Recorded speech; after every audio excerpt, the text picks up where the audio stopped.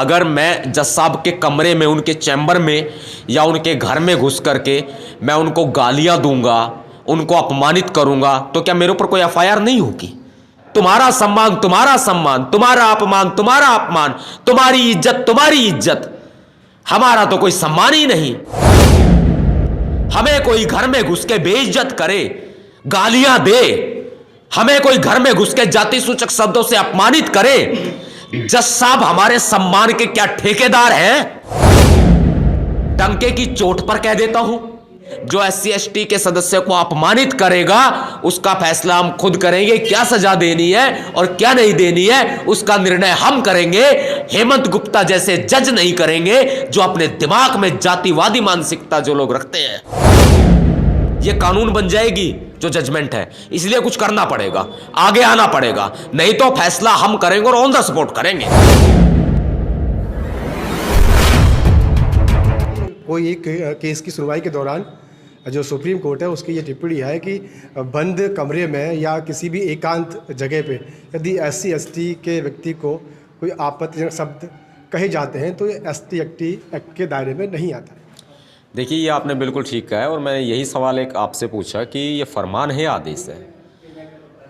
बहुत सारे लोग इसको देखेंगे भी और सोचेंगे कि ये शब्द का ही पहले क्यों इस्तेमाल किया, फरमान है या आदेश है।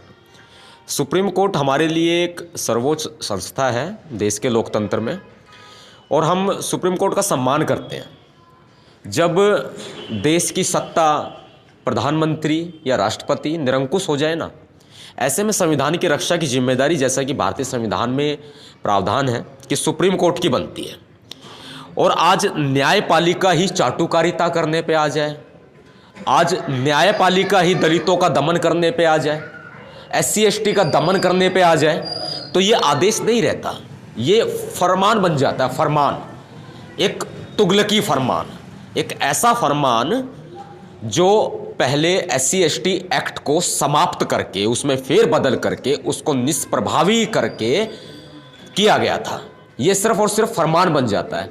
और सुप्रीम कोर्ट ने अपने आदेश में, अपने फरमान में ये मेंशन किया, ये बताया एक केस की सुनवाई करते हुए कि अगर बंद कमरे में, घर में, अगर कोई किसी SC ST के सदस्य को जाति सूचक शब्दों से अपमानित करता है या गाली देता है, तो ऐसे में वो अपराध नहीं है, उस पर SC ST एक्ट नहीं लगेगा। इस तरह की बातें कही गई है, आदेश में कही गई हैं। मैं इस देश के 85% मूल निवासी बहुजन समाज से भी पूछना भी चाहूंगा और आह्वान भी करना चाहूंगा, सत्ता हमें लूट रही है, न्यायपालिका हमें चूसने का काम कर रही है। हमारी लड़ाई बहुजन समाज की, चाहे वो सामाजिक हो, चाहे वो राजनीतिक हो, वो किसकी लड़ाई है? सम्मान की लड़ाई है ना, सम्मान की। ये एक सम्मान की लड़ाई है।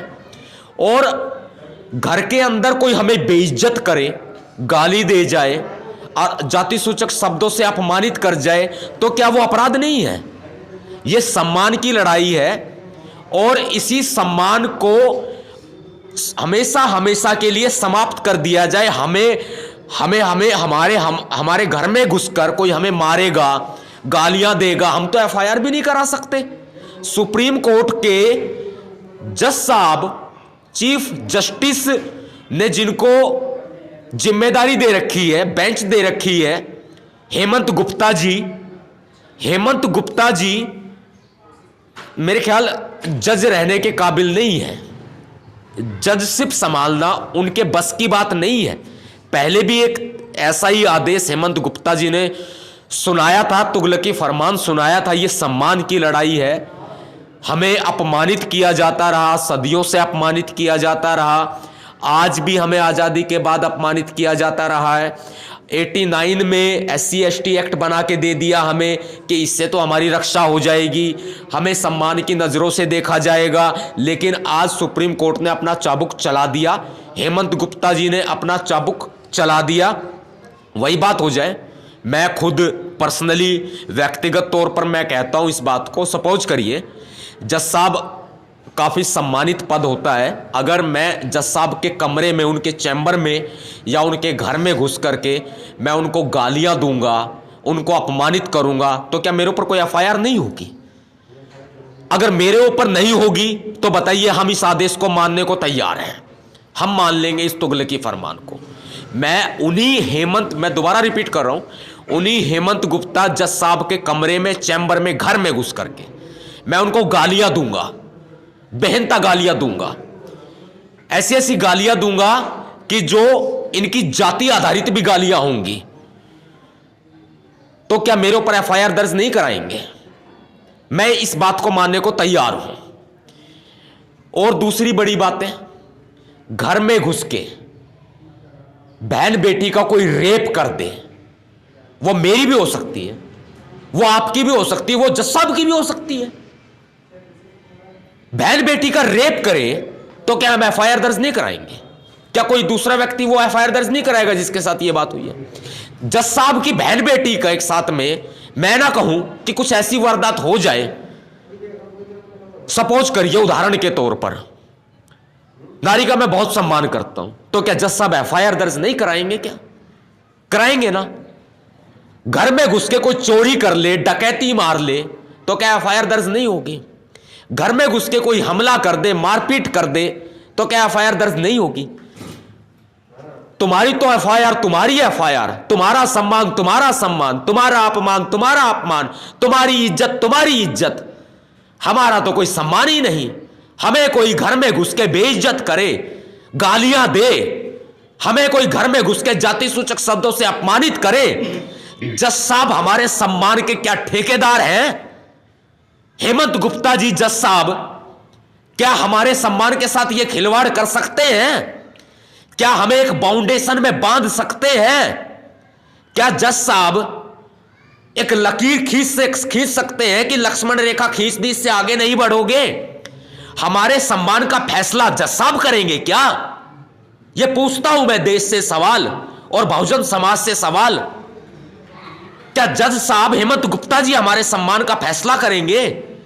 मैं जज साहब को कहना चाहता हूं, जज साहब हमें मजबूर कर रहे हैं कि अपना न्याय हमें खुद करना पड़ेगा।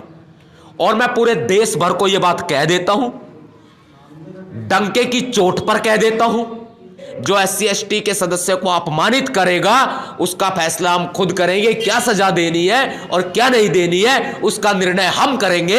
हेमंत गुप्ता जैसे जज नहीं करेंगे जो अपने दिमाग में जातिवादी मानसिकता जो लोग रखते हैं। क्या आप जो 2018 2 अप्रैल को जो आंदोलन हुआ था, क्या उस तरह का कोई मोड़ देना चाहते हैं? क्योंकि उसमें मैं याद दिला दूं आपको कि सन 2018 2 अप्रैल का जो आंदोलन हुआ था उसमें लगभग 13 लोग अपने शहीद हुए थे और करीबन हज़ारों लोगों पे अन्य अन्य जगहों पे पूरे देश के अंदर FIR दर्ज हुई थी। तो आपको क्या लगता है कि अगर इस तरह का कोई आंदोलन खड़ा होता है तो समाज को एक बहुत बड़ी क्षति हो सकती है? आंदोलन खड़ा होता है तो खड़ा होना चाहिए, इसके लिए समाज को क्षति नहीं होगी, क्योंकि जो हमारे लोग शहीद हुए, जो लोगों पर मुकदमे लगे, ये कुर्बानी थी। और मैं बहुत ही दुख के साथ ये कहना चाहता हूँ कि हमारे लोगों ने कुर्बानियाँ दी है, और बड़े गर्व के साथ भी कहना चाहता हूँ SC ST एक्ट को हमने प्राप्त किया है ना, वापस लिया है तो बड़े गर्व के साथ लिया है, इन कुर्बानियों की बदौलत लिया है। जैसे देश पर शहीद हुए सरदार भगत सिंह, सरदार उधम सिंह जैसे क्रांतिकारी, ऐसे ही हमारे समाज को नई दिशा देने के लिए SC ST एक्ट को वापस लेने के लिए शहीद हुए हैं। भीमा कोरेगांव की भी लड़ाई कोई भूल नहीं सकता। अगर ऐसी कोई आवश्यकता पड़ी आंदोलन की तो पहले तो मैं कहता हूं संवैधानिक रूप से हम आंदोलन की कोशिश करते हैं और करते भी हैं, लेकिन जो शहीद होते हैं वो मनुवादी लोगों के द्वारा मारे जाते हैं, वो लोग हमें मारते हैं। इस तरह की तैयारियां पहले की जाएंगी। अगर देश, समाज, बहुजन समाज इस तरह का आंदोलन खड़ा करे तो मैं समाज के साथ हूं और इस आंदोलन को एक हम नई दिशा देंगे, नई रूपरेखा देंगे। लेकिन हाँ, इतना जरूर है कि हेमंत गुप्ता जी जज साहब की जो ये टिप्पणी नहीं है, पूरा ये फर्रा है, पूरा इन्होंने जो आदेश पारित किया है, जो तुगलकी फरमान दिया है, ये कई पेजों की जजमेंट है। ये एक टिप्पणी नहीं है कि टिप्पणी कर दी और वो जजमेंट सुप्रीम कोर्ट का कानून बन जाता है। मैं आपको एक बात और बताऊं, कानून की, लोकतंत्र की, संविधान की, सुप्रीम कोर्ट का जो आदेश पास होता है वो ऑटोमेटिकली कानून बन जाता है और हर एक संस्था में, हर एक थाने में जिसको अमल में लाया जाता है ये कानून बन जाएगी जो जजमेंट है। इसलिए कुछ करना पड़ेगा, आगे आना पड़ेगा, नहीं तो फैसला हम करेंगे और ऑन द स्पॉट करेंगे। उसके बाद यह ना कहें कि कानून का हमने अहित कर दिया। SC/ST के लोगों के लिए जो एक प्रोटेक्शन है कानून की तरफ से, अगर वो भी निष्क्रिय हो जाएगा तो फिर समाज पे इसका क्या प्रभाव पड़ेगा? देखिए, SC/ST एक्ट एक तो कानून बहुत मजबूत है, इस पर बार बार हमले होते रहे हैं, आज की बात नहीं है, कभी से हमले होते रहे हैं, लेकिन जीत हमारी होती रही है। हम लोगों ने जो एकता का परिचय दिया उससे हमारी जीत हुई है। आज जिस तरह की सरकार देश के अंदर है वो मनुवादी सरकार है, वो RSS की सरकार है। 90 साल पूरी मेहनत करके RSS ने इस सरकार की स्थापना की है, तो इनकी तो विचारधारा ही SC/ST का दमन करने की रही है। तो ये दमन करते हैं, ये बच्चों को नहीं बख्शते। इनकी नज़रों में एक है कि अगर दलित है तो उसको मारा जाए, दलित है, दलित महिला है तो उसके साथ बलात्कार किया जाए। दमन करने की इनकी नीति रही है। पुलिस इनका साथ देती है, प्रशासन इनका साथ देता है, सत्ता इनका साथ देती है। अगर ऐसे में SC/ST एक्ट ही अगर निष्प्रभावी हो जाएगा, जैसे कि सुप्रीम कोर्ट का ये तुगलकी फरमान आया है, ऐसे में फिर हमारी कोई प्रोटेक्शन नहीं रहेगी, प्रोटेक्शन हमारी बिल्कुल समाप्त हो जाएगी। जबकि हमें इस SC/ST एक्ट को बचाने के लिए कोई भी कुर्बानी देनी पड़े, हमें देनी पड़ेगी। SC/ST एक्ट को बचाने के लिए हमें सड़कों पर उतरना पड़ेगा। SC/ST एक्ट को बचाने के लिए हमें कलम की लड़ाई लड़नी पड़े या फिर अन्य कोई लड़ाई लड़नी पड़े, हमें लड़नी पड़ेगी, तभी मुमकिन है। वरना वो दिन दूर नहीं जब मनुस्मृति का राज हुआ करता था, ठीक उसी तरीके से आज भी वो समय आ जाएगा जब EVM से चुनाव तो आज हो रहे हैं, वो भी होने बंद हो जाएंगे। एक राजा होगा, सारी प्रजा होगी, वो वक्त भी आएगा। अगर आज हम नहीं जागे, अगर आज हमने अपने अधिकारों की रक्षा नहीं की, तो फिर पछताने के अलावा कुछ नहीं रहेगा। हम लोग मरने को भी तैयार हैं, मारने को भी तैयार हैं, हम लोग जेल जाने को भी तैयार हैं, लेकिन हम अपने अधिकारों के साथ यूं समझौता नहीं होने देंगे और यूं अपने अधिकारों को लुटते हुए हम नहीं देख सकते बिल्कुल भी। कोई सामाजिक संगठनों से इसके मामले में कोई अपील? सामाजिक संगठनों से मैं एक अपील करता हूं कि एक राय बनाए, एक मशविरा बनाए, एक बैठक रखी जाए राजधानी के अंदर, जिसकी शुरुआत अगर मुझे करनी हुई तो मैं इसकी शुरुआत करने को तैयार हूं। राजधानी में जो एक्टिव संगठन है, यूं तो लाखों संगठन है, बनते हैं, बिगड़ते हैं, हल्ला गुल्ला करते हैं, खत्म हो जाते हैं। जो एक्टिव संगठन है उनकी एक मीटिंग हो, एक मशविरा किया जाए, राय रखी जाए, जिसके लिए मैं पूरे तरह से तैयार हूं और मैं कुछ साथियों से इस बारे में चर्चा भी करूंगा। ये बहुत चिंता की बात है, बहुत बड़ी चिंता की बात है, जिसका आने वाले समय में, जिसके परिणाम बहुत भयंकर होने वाले हैं, जिसका असर बहुत भयंकर पड़ेगा। और देश की जो SC/ST आबादी है, आदिवासी आबादी है, उनका जो भविष्य है वास्तव में एक बहुत ही क्रिटिकल भविष्य आने वाला है। अधिकारों का दमन और गुलामी इस आदेश से, इस तुगलकी फरमान से जाहिर होता है। बहुत बुरा समय आने वाला है और मैं तमाम बुद्धिजीवी साथियों से इस बारे में बात करूंगा और तमाम सामाजिक संगठनों से निवेदन भी करता हूं, आह्वान भी करता हूं, एकजुटता के साथ में इस पर एक लड़ाई लड़ने की भूमिका तैयार की जाए, कानूनी भी और सड़क की भी। पहले मैं प्रेफर करूंगा कानूनी लड़ाई को, चाहे इसके लिए सुप्रीम कोर्ट में कोई रिव्यू पिटीशन दाखिल करनी पड़े, चाहे अन्य कोई भी कानूनी कार्य ऐसा करना पड़े जिससे ये आदेश निष्प्रभावी हो जाए। मैं करूंगा, जिम्मेदारी मेरी पूरी है, मैं करूंगा और समाज के बुद्धिजीवी साथियों से भी इस बारे में विचार विमर्श करूंगा। सड़क पर भी उतरने की आवश्यकता पड़ी तो सड़क पर भी उतरा जाएगा।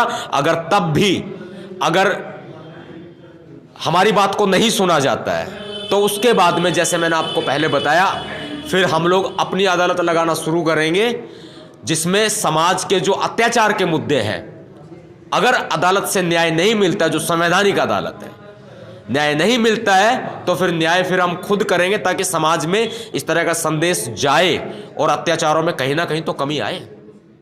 चलिए ठीक है, शुक्रिया। Thank you.